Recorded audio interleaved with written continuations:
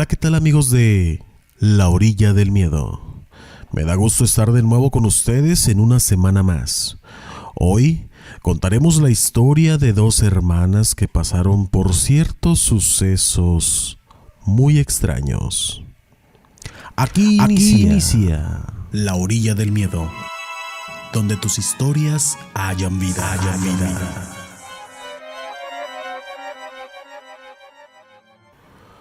Lo que les voy a contar hoy no es solo una historia, son varias historias que a lo largo de mi vida me han ido ocurriendo. Comenzaré contándoles con lo que mi madre me dijo un día. Conforme fui creciendo, fui experimentando diferentes situaciones muy raras. Mi madre tenía unas amistades, quienes cada que se juntaban salía un tema muy recurrente en sus pláticas, y era que en la casa de sus amigos pasaban cosas raras. No recuerdo bien qué tipo de cosas, porque pasó hace mucho tiempo, pero sí recuerdo que a mi madre ese tema le encantaba y también lo platicaba con nosotros. Así fue como ella una vez me contó que veníamos de una familia de brujos. Venimos de un lugar que se llama Todos Santos, el cual es famoso por albergar ese tipo de personas. Y mi hermana, mi madre y yo somos súper sensibles para las energías de todo tipo. Mi padre vivía en casa de mis abuelos cuando se casó, y digamos que iba a ser el último en irse. Pero cuando contrajo nupcias con mi madre, mis abuelos tuvieron el detallazo de dejarle la casa a mi papá y a mi mamá. Así que mis papás tuvieron la casa de mis abuelos antes de que naciéramos sus hijos. Yo y mis hermanos crecimos ahí, y mi abuelo se fue a vivir a otra casa que estaba construyendo, aunque al final de sus días volvió a vivir con mi papá a la misma casa que él le regaló. Pero él estaba enfermo y necesitaba cuidados. Así que mi padre y mi madre se hicieron cargo de él hasta el último de sus días, muriendo mi abuelo en aquella casa que le había regalado a mi papá. Esta casa estaba en Ensenada, Baja California. Actualmente vivo en La Paz, Baja California Sur. Primero nació mi hermano, después nació mi hermana y a lo último nací yo. Soy la menor de nosotros tres, pero ninguno de mis hermanos conoció a mi abuelo. Mi hermana tenía entre 16 o 17 años cuando consiguió una tabla Ouija. La compró en una papelería de nuestra ciudad. Curioso, pero la vendían como un juego de mesa. La trajo con el mero fin de jugar con ella. Nunca se tomó en serio el tema del tablero y empezó a usarla sin discreción, muy a la ligera para mi gusto y entendimiento de aquel tiempo. Y hoy lo confirmo, la usaba sin reserva. Una vez me invitó a jugar. Según lo que ella me platicaba, el puntero se movió solo. Yo estaba dudosa y pensaba que mi hermana quizá quería asustarme o jugarme una broma. Así que la primera vez que jugamos juntos con la tabla fue en casa de una tía. Usamos una veladora muy bajita pero gruesa. Recuerdo que tenía decoración de Halloween y era la única luz que teníamos en aquel cuarto para darle un ambiente más ad hoc a la situación. Nos preparamos y nos dispusimos a jugar. Le hicimos varias preguntas y hubo varias respuestas. Para mi sorpresa, en realidad, por más que ponía atención, aquel puntero se movía solo y no parecía que nadie lo moviera. Hay una pregunta en especial que recuerdo, con mucha o poca experiencia que nos habían dado las películas que habíamos visto hasta ese momento. El señalador se seguía moviendo y yo seguía un poco incrédula de que fuera mi hermana quien la movía, aunque no tenía pruebas. Así que pedimos a aquella tabla que nos diera justamente una prueba de que estaba con nosotros. Y recuerdo que aquella vela que iluminaba nuestra habitación y los rostros de todos los que estábamos ahí se apagó de golpe, sin sentir ni siquiera aire. Solo se apagó, como si la hubieran apagado con los dedos. Aunque vale la pena decir que ninguno de nosotros se quedó a revisar nada, ya que todos salimos corriendo ese día. En esta casa donde crecimos mis hermanos y yo, falleció mi abuelo. Yo nunca lo conocí. Murió antes de que yo naciera. Pero mi hermana dormía en el cuarto donde mi abuelo dio su último aliento. Y después de que ella y yo jugamos con aquella tabla, mi hermana empezó a contarme que sentía cómo alguien se acostaba en la cama donde ella dormía. Mi hermana también platicaba que en las noches podía sentir claramente cómo alguien se sentaba en la cama. Ella siguió usando aquella tabla. No sabría decirles bien qué es lo que preguntó o qué conversaciones tenía con aquel tablero mientras lo usaba, pero sí sé que la usó durante un buen rato.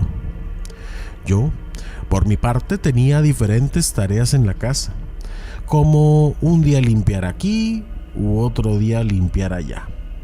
Pero la tarea que era de todos los días era apagar las luces antes de dormir, además de revisar que las ventanas y puertas estuvieran bien cerradas. Ahora que lo pienso, solo yo tenía tareas de casa cuando éramos pequeños, y no sé por qué mi hermano, que era mayor que yo, no le tocaba la revisión de las puertas y de las ventanas. En fin, mi rutina para apagar las luces era caminar hacia la entrada de la casa mientras se encendía todos los focos a mi paso. Así podía devolverme por el mismo camino que había recorrido, pero ahora apagando las luces de vuelta. Así, todo mi camino de frente quedaba iluminado y la oscuridad que se iba generando por el apagado de las luminarias quedaba detrás de mi espalda. Las luces principales de la casa se apagaban a un lado de la puerta principal, y justo entrando por esta puerta estaba la sala de mi casa. Así que para apagar las luces debía empezar por la sala y tenía que cruzarla a oscuras. Debo decirles que a mí también me empezaron a suceder cosas después de usar aquella tabla. Como ya les comenté, esa rutina de noche para apagar las luces era todos y cada uno de los días. Pero una noche que me disponía a apagar las luces, sentí una presencia muy fuerte. No sé si alguna vez ustedes lo hayan sentido, pero me dio la sensación de que había alguien detrás mío. Era una pesadez muy extraña e incómoda. No le di mayor importancia y seguí con mi apagado de luces. Sin embargo, con el paso de los días, esa sensación que me invadía cuando cruzaba la sala al ir apagando las luces se intensificó en una ocasión que este presentimiento me invadió. Ese día me armé de valor y me giré para ver qué había detrás. Aunque todos los días anteriores yo me hacía la idea de que era solamente mi imaginación, porque obviamente no debía haber nadie. En uno de mis intentos por convencerme y decirme que era mi imaginación, lo hice. Me giré y miré. Ojalá nunca lo hubiera hecho, porque aún hoy se me pone la piel chinita al recordarlo y platicar sobre esto. Recuerdo que vi a un hombre sentado en el sofá de la sala con la pierna cruzada y un brazo apoyado sobre la orilla del sillón, y el otro descansaba encima del respaldo. De ahí en adelante intenté no mirar, pero después de verla, esa sensación de pesadez en mis hombros y espalda se intensificó aún más. Era algo que después de verlo ya no podía dejar de notarlo. Intentaba no mirar, pero cuando lo hacía con atención, seguía viendo a aquella sombra de la misma forma, sentada de manera idéntica que la noche anterior en aquel sofá. A veces, mientras yo dormía, me despertaba un grito fuertísimo que parecía que quien lo generaba estuviera pegado a mi oído. Era una voz de hombre. Todo esto duró mientras mi hermana tenía esa tabla y lo usaba con sus amigos. En este mismo periodo, una prima se quedó a dormir en la cama de mi hermana, en aquel cuarto en el que mi abuelo había muerto. Mi prima nos dijo que mientras ella estaba dormida, sentía como alguien le jalaba el cabello. Cuando mi hermana empezó a notar aquellos fenómenos, dejó de usarla. Era inevitable pensar que tenía relación el inicio de los sucesos y el juego con el tablero. Por si se lo preguntan, nunca intentamos contactar a mi abuelo ni nada por el estilo. En realidad, no recuerdo cómo se deshizo de aquel tablero. Si la tiró, si lo tiró o qué pasó con aquel juguete.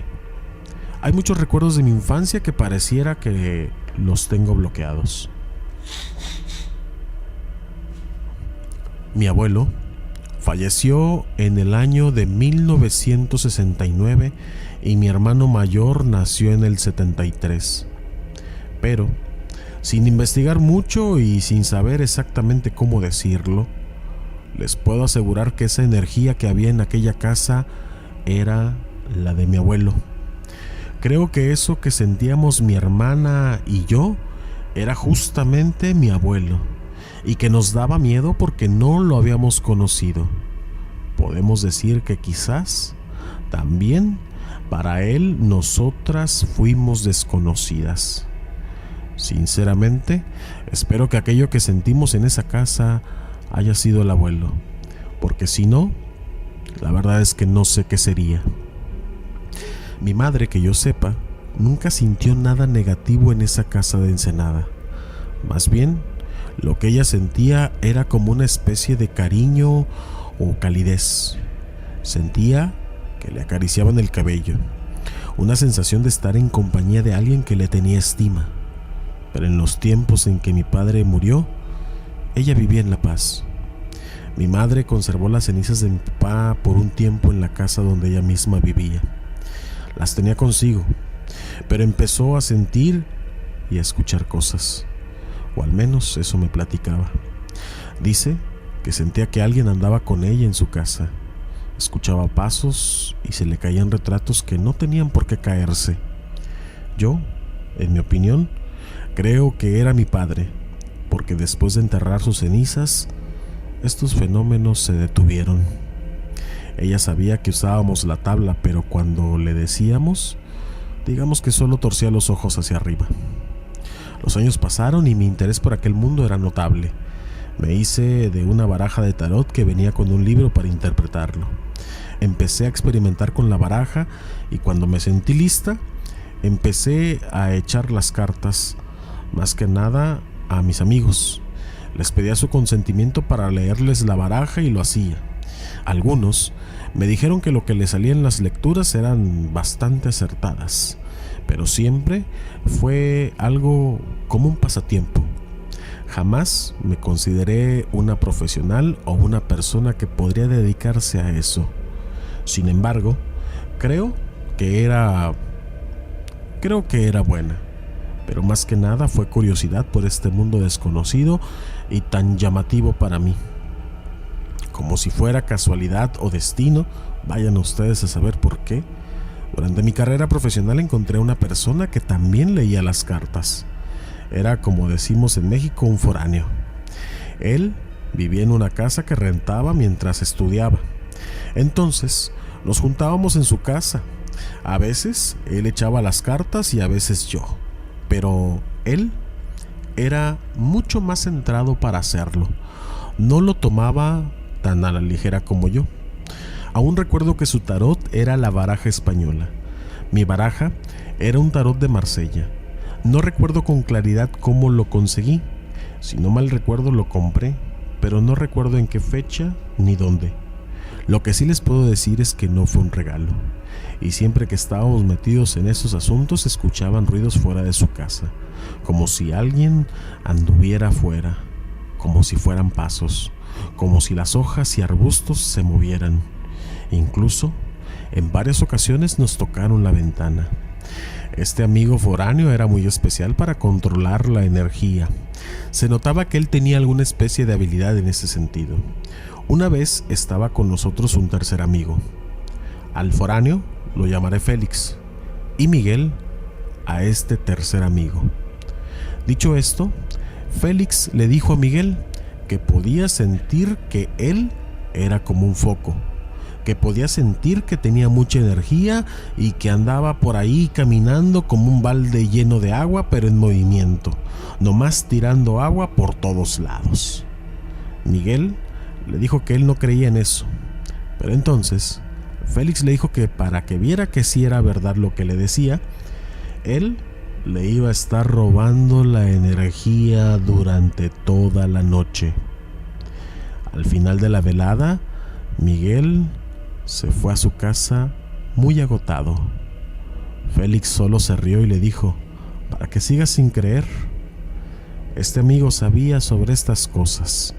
De hecho, él me decía que no me asustara por los ruidos de afuera, que él tenía muy bien protegida su casa. Él no tenía carro, pues venía de fuera, así que la cochera estaba desocupada y cuando yo iba a su casa, dejaba mi carro casi en la entrada de su domicilio. Pero después de estas sesiones de tarot y después de escuchar aquellos ruidos, la verdad es que a mí siempre me daba miedo salir a mi carro, por lo que él siempre me acompañaba a la hora de subirme y cuando ya me iba a mi casa.